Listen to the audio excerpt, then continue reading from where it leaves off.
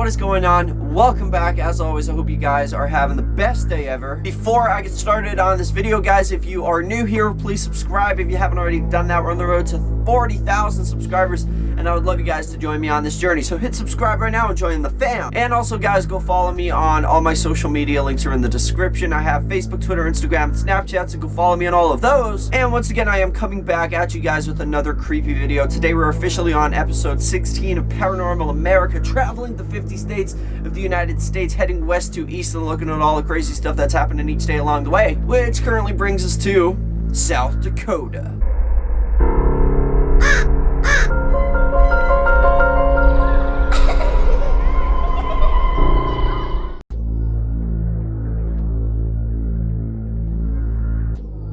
So today we're talking about a hotel called the Bullock Hotel in Deadwood, South Dakota. Now, Deadwood, South Dakota is apparently the most haunted town in South Dakota. So if that doesn't send you the chilly willies, I don't know what will. Now, the gold rush of 1876 brought all kinds of people out here to Deadwood.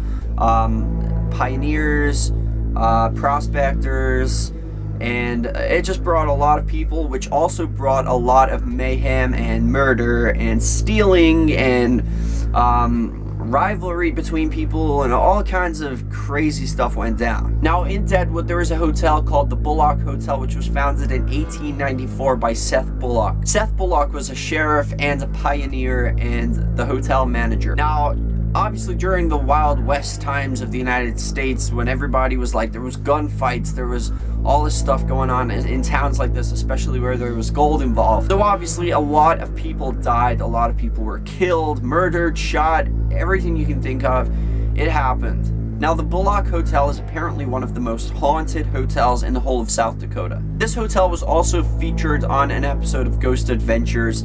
I actually sat and watched that today. It was really cool. It was very crazy. It was definitely crazy. Okay, so Zach and the gang, they go out there, they go to South Dakota, they go to Deadwood, they go check out this Bullock Hotel. Zach meets with a guy called John who's worked there for so many years. He's about maybe late 40s, and he claims that he quit the job there. He saw a full body apparition of Seth Bullock himself. He said he went down to the basement to get some more drinks or alcohol or whatever it was he was getting. Come back up, he was alone, only to see a man, which was described. There's actually a picture of Seth Bullock in this hotel, so he's pretty easy to recognize, I guess. John claims that he saw a guy standing, leaning against a wall with one leg up, resting his leg on, I guess, the bar or something like that. He was dressed just like an Old West pioneer. John kind of froze for a second and stared at him. This was when John really recognized who it was. He could see clear as day. It was a full body apparition of Seth Bullock himself. Now, the scary part, which drove John to quit his job, was when Seth, the spirit of Seth, turned around and looked at John as if to make eye contact with him. John realized that he had no face. This freaked John out so much he actually quit his job. But the weird part is, John is now working there again. He came back.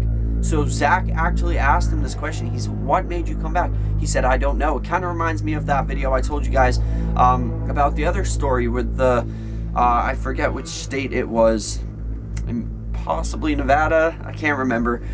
That's that story I told you guys where the guy kept going back to the ghost town. He couldn't figure out why he was going back when all he was doing was bringing evil back home with him. It's kind of the same with this guy, John. He started working there again, but he didn't know why. But he now has a connection with these spirits. He believes that they're communicating with him and through him to other people, including 2 children who are apparently there. Now, during the interview, John was, they were doing an EVP session. John was talking, and the EVP was picking up voices, and it was kind of like the voice would say, tell him this or something like that, and it'd be like, and John would actually say, like, Zach said, "Is it okay if I can ask you some questions?" And the ghost said on the EVP recording, "All right, John." So, as if he was talking to John. So John turned around and said to Zach, without hearing this, he said to Zach, he said, "Okay." When they played it back, it was almost like John was actually hearing this ghost.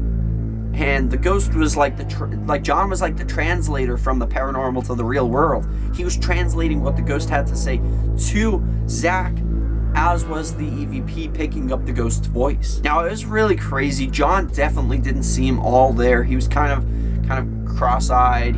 He just seemed kind of a weird person, and then he definitely got more and more weird. So later on, Zach started to feel strange around John. He was saying, I feel sick, I don't feel good, I've never felt this way before. I feel like I can't go on with the interview. They were kind of staring each other out. John was kind of starey. I think that's what made him weird. He was kind of starey. He would just kind of like stare at Zach, like he was smiling, and then he'd be like, kind of like that. It was kind of creepy. So it definitely made me think. I'm not saying John's weird, but he appeared to be weird, probably because he was distracted from the real world, because he was paying attention to maybe something else he was feeling or hearing, which was making his physical appearance look kind of like he was like this. Kind of just weird, you know what I mean? Now, towards the end of the investigation, Zach shook hands with John. John immediately started to complain about a burning on his hand. John walked away from Zach, leaving Zach randomly standing there in front of the camera. A couple of the camera crew and whatever went to chase after John, and Zach turned around and they were so far away from each other. Zach was saying to the camera people, when I shook his hand, I felt anger towards him. I felt hatred. I literally wanted to F the guy up. That's exactly what Zach said. He said, I don't know what I'm feeling like right now. I'm shaking, I'm angry, I want to kill the guy. So Zach was feeling this unexplainable feeling of hatred towards John. Now, when the other people went and asked John what was wrong, John said, I just want to wrap my hands around his throat. I want to kill him. I want to kill him. He was saying the exact same thing. John and Zach got this extremely weird hatred for each other. Now, what they believe is that they couldn't even be together. They had to be separated because they were so angry. Now, what they believe is that one of them had one spirit, the other one had a rival spirit from the old times, like a rival with Seth or something like that, or whoever was inside them or clinging on to them, whatever was going on. And they believe they were trying to use these human bodies to battle out the fight that they never fulfilled back in the old days. Now, something about that just creeps me out. Even Zach said it's scary to think that something can do this to a person. They can take control of us. So, whatever you do, guys, if you ever go to a scary place or a paranormal haunted place, be very careful, because they can take you over. They can use you as their own weapon. Now, I definitely found this scary, but that is all for now, guys. Let me know in the comment section for question of the day. Have you ever heard of this story? Would you like to go and stay at this Bullock Hotel? Let me know in the comment section. That's question of the day. Magic 8 Ball! Was Zach and John both being used as weapons by spirits? Signs point to yes. I'll say. And also, you guys know I have started this thing called Random Fact of the Day, where I like to poison your heads with powerful knowledge so that y'all don't have to go to school anymore. And today's Random Fact of the Day is, did you know 13% of Americans actually believe that some parts of the moon are actually made of cheese?